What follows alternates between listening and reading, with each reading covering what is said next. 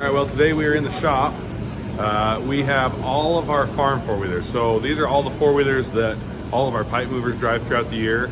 And they drive them, we service them in the winter, and then they drive them all year long. And then we service them again in the next winter because they'll put between 1,000 and 7,000 miles per year on these four-wheelers. So we've pulled all of our farm four-wheelers in here. There's some clear back there by Trevor. And yeah, we're doing some service. So let me show you what we got here. So we have all the four-wheelers. They're all taken apart. So we bring them in, we pop the air boxes open, we pull the air filters out. We have to clean the air filters, and then we pull the oil filters out, drain the oil, fill it back up, and that's pretty much all the maintenance we do.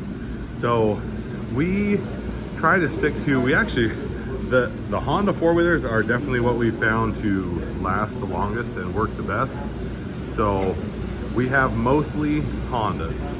Actually, I think all of these in here are Hondas. We used to have some Can-Ams, and we had some King Quads, and we have a couple Kawasaki's, but none of them last as long as these do. So we've got, these ones are newer, so these ones are actually liquid cooled, but these old air cooled ones, man, I mean, some of these older ones probably have 100,000 miles on them, to be honest.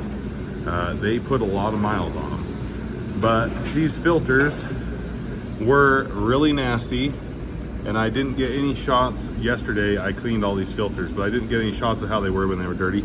Basically, they're like yellow now. They were basically brown and covered with a thick layer of dirt. You can see in the air box, they get a lot of dirt in there. So. But the air filters, we rinse them in a bucket of gasoline and clean them out. And then Trevor's over here.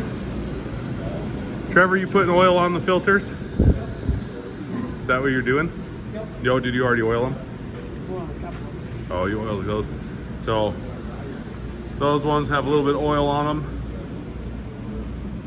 So we get them a little oily and then we put them back in. Granted, we need to work this oil in. It's not worked in very good, but we'll get them oiled up and put back on. And Josh is over here. It's just this one that still have to have the oil changed. But Josh is over here changing the oil. These ones have a little bit bigger filter than all the old ones, but the filter goes right there. So he's draining the oil. He's only got these two left because we were doing it yesterday. Dad just showed up today. But yeah, we're gonna get these all serviced. Most of them, they said that one was blown up, so we're not sure it started. So they said it was burned up, but it started for us. So we are not entirely sure if it actually is burned up or not, but we're servicing it anyway, and I guess we'll find out next year if it burns up all the way and just doesn't run anymore. So this is what we're up to today, and I'm not sure what else we're gonna be doing the rest of the day. But yeah, we're gonna keep servicing this stuff. I'm gonna get some gloves on and start oiling some of these filters up.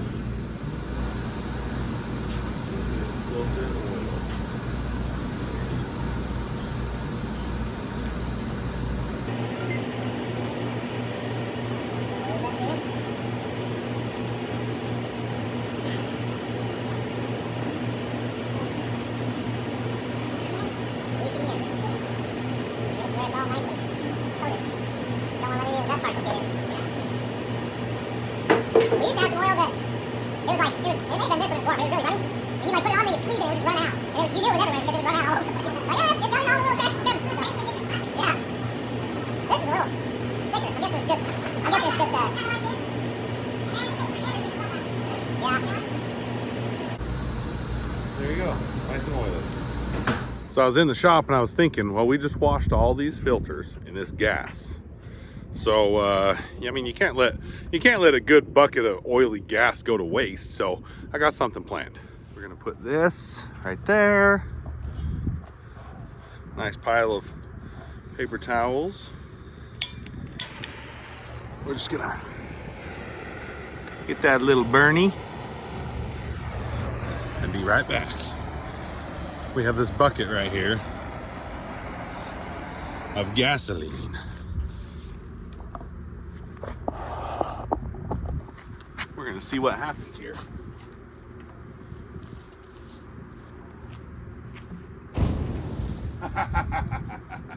Yes.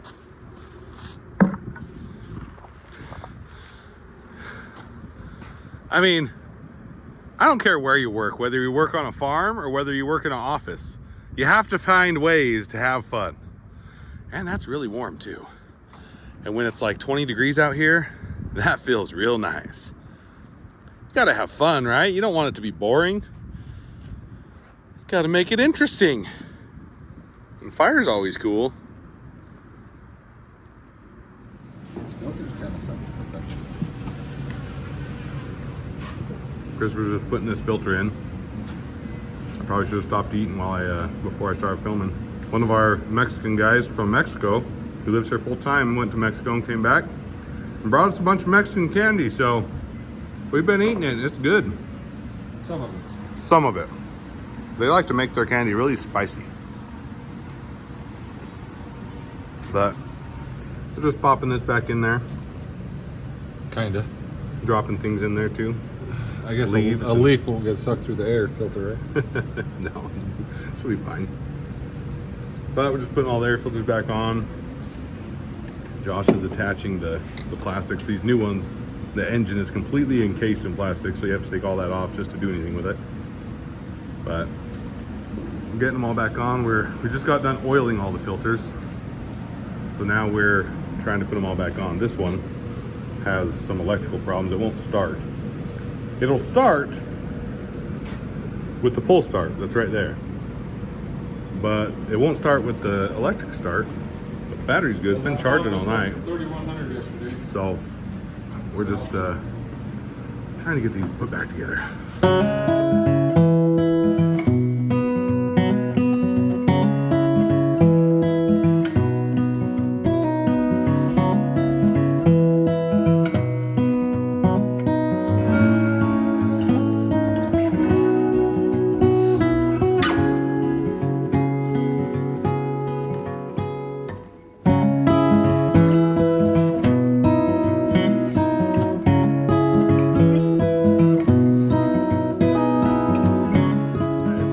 Just about done here. Christopher and Trevor put these filters back in for the most part. Me and Josh went and got this one. This is one we kind of forgot about. It was sitting over by our house that the pipe movers all live in. So we brought it over here. So we pulled this filter out, which I got to go get another bucket of gas, but I think we're gonna do that after lunch because we have something else we got to go do. But Josh is changing the oil, and then we just remembered that we have like 5 more 4-wheelers that aren't these 4-wheelers that we also have to change. So we are not done. We have more stuff to do, but all of these ones are done. So we are gonna try and figure out where to park them. We might put them in the cellar if there's room. So, but yeah, we have to go to Blackfoot here in a minute. Okay, so Trevor took this battery out of this one. This is the one that had the electrical problem. He's pretty sure it was the battery. So we pulled the battery out of this one, put it in here.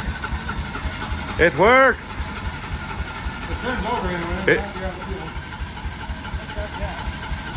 We'll see if it starts, but it is turning over.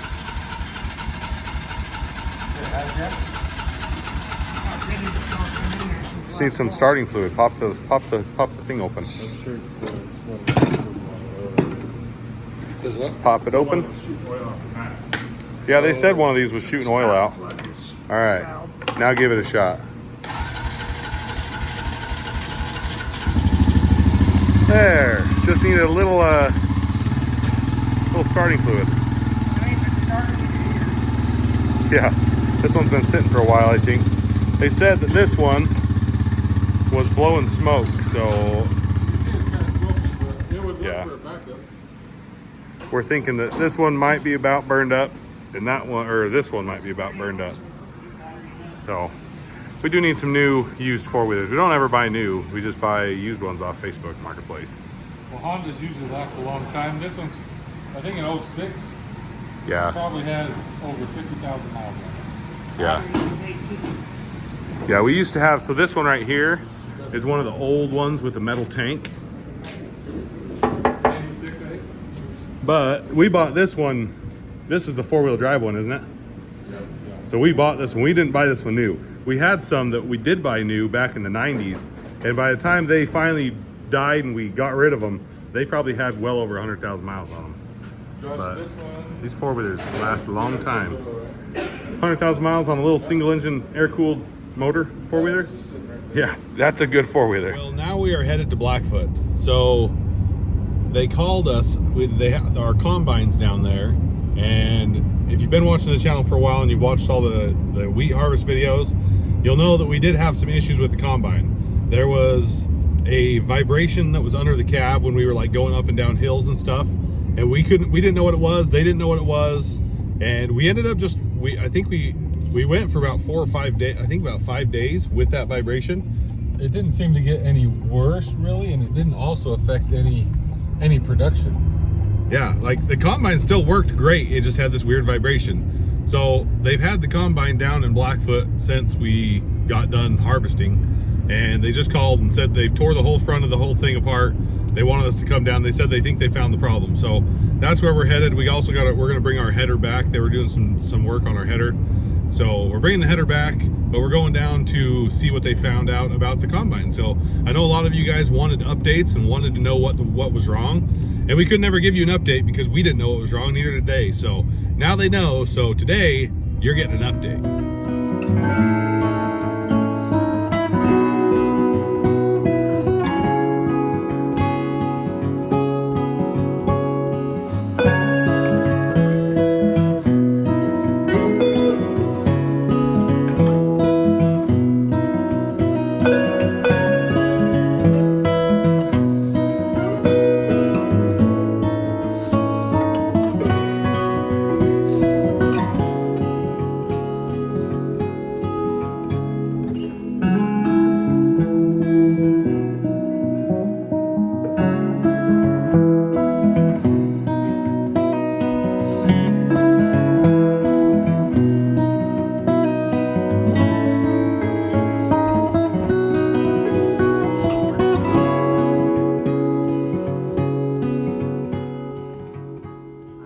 Combine. Let's go around the front and see what all they've got torn apart here. Ooh. Oh, the feeder house is off. They've been working on it. Well, what did you find? Anything that indicated any kind of vibration? Well, this bearing, this inner, see how that kind of moves around? Oh yeah. The other one's tight. And this one it was yesterday. See there, it really moves. Depends how you get it. If you clean that out of there, it would really move. But the other one didn't do that. But this one doesn't do that. I mean, they're supposed to be fairly solid. Yeah. Yeah. Yeah. Huh. And they're supposed to turn this way. The way this thing's designed, it'll turn a little bit this way. Yeah. But that inner part should be tight. Okay. Huh. Well, And so those bearings are right here on the end of these. not a way to grease those. There is. There is a zerk that goes. Those zerks right there above his head. Okay, and Two of them go in there. So we would grease those. Oh, it was. I mean, you can see they've been greased. It was full. So it's these. Good. So it's these grease zerks right here. You pumped it a time or two too, just to make sure. Yeah. And I thought, well, maybe it's not getting in there. So that's the bearings that we think were the issue. You cleaned out a bunch. These are the front of the rotors. That's just 25% of it. So they're getting greased. Okay. Yeah, they definitely look greasy. It definitely looks like a job to get it to this point. To be honest. Here's the whole feeder house where the header hooks on.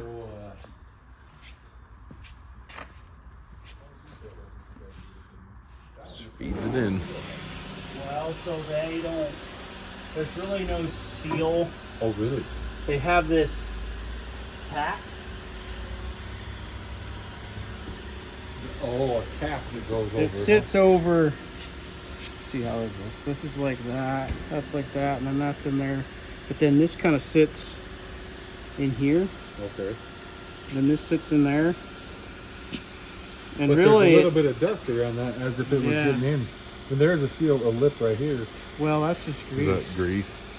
Oh, is that grease? It's just grease that's come out of the Lost bearing. my screwdriver, but that's just grease that got hard right there. Oh, gotcha. So you just got to really, make sure you But grease you can see that. that one side does look force a little all the dusty dirt than out. the other side. it does, but I don't know if it. It still probably didn't get into the bearing. Oh no, no, because the whole cavity was full of grease. Yeah, that's true. So as far as the, I think that's our vibration. So we're thinking. Nothing else looks out of place. I mean, we're gonna new bearings there. These bearings here are the feeder roll, Oh. and they were. So I unhooked the belt Yeah. and spun that thing. Just, I mean, you could hardly hear it. Right. You couldn't hear that it was turning. But we're gonna put new bearings there too. Okay. I just see a jerk right there, but I don't know that. Maybe I didn't grease or wasn't supposed to grease. Isn't that a slip clutch? That is. So There's- that's the slip clutch for your feeder house, which it looks like at some point it got some grease. We don't want to put too much grease on that. No. We've gone down that We've road. gone with that- the we've gone Dion. that road. Those, with the you don't want Dion to sockets, over grease those slip clutches there, man. They just won't work anymore.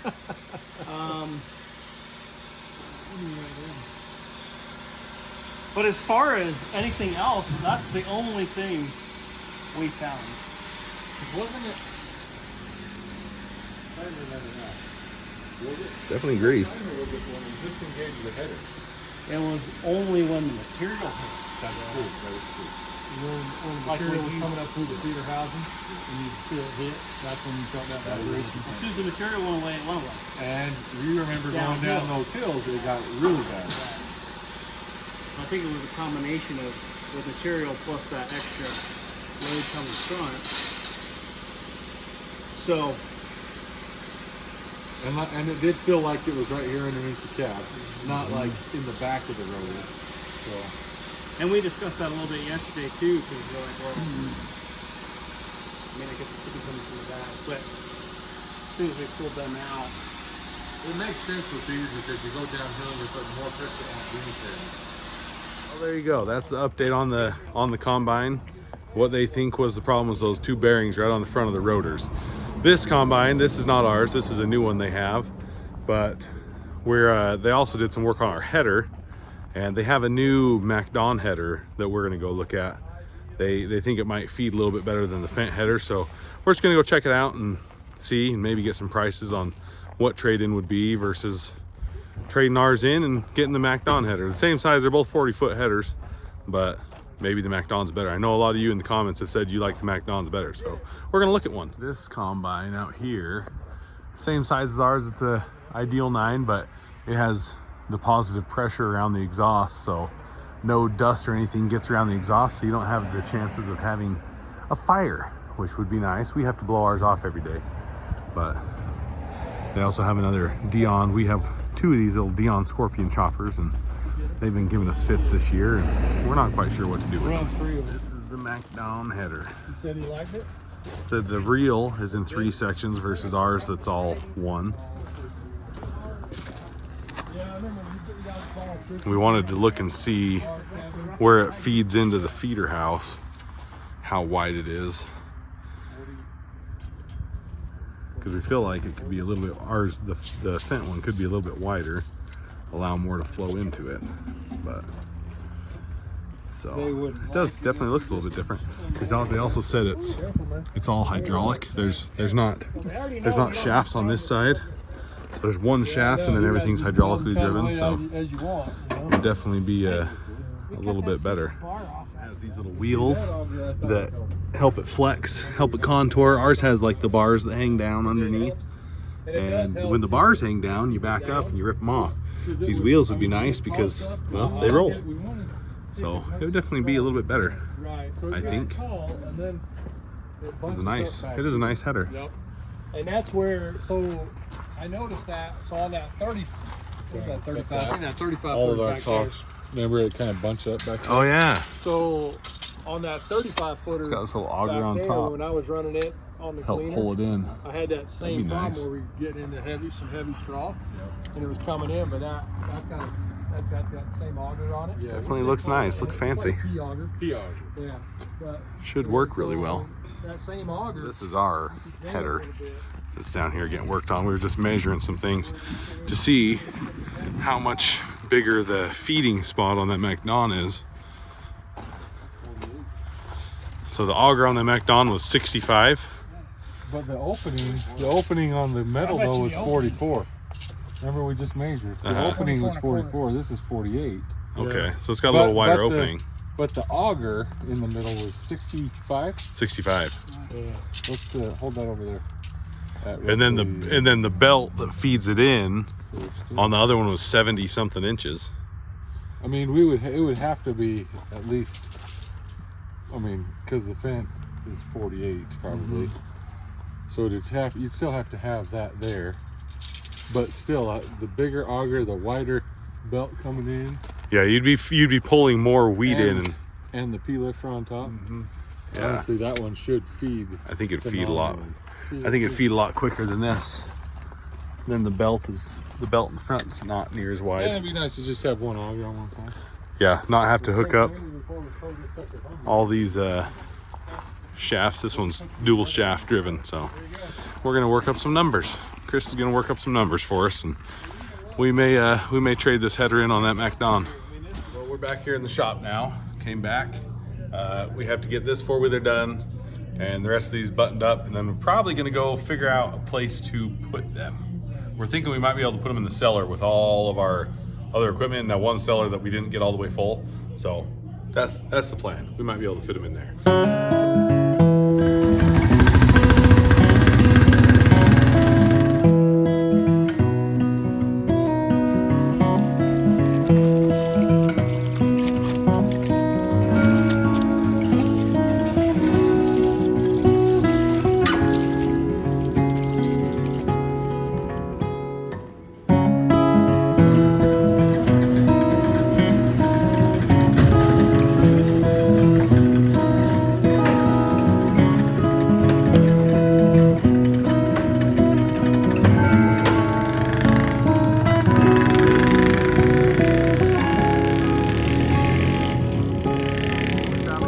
Park them.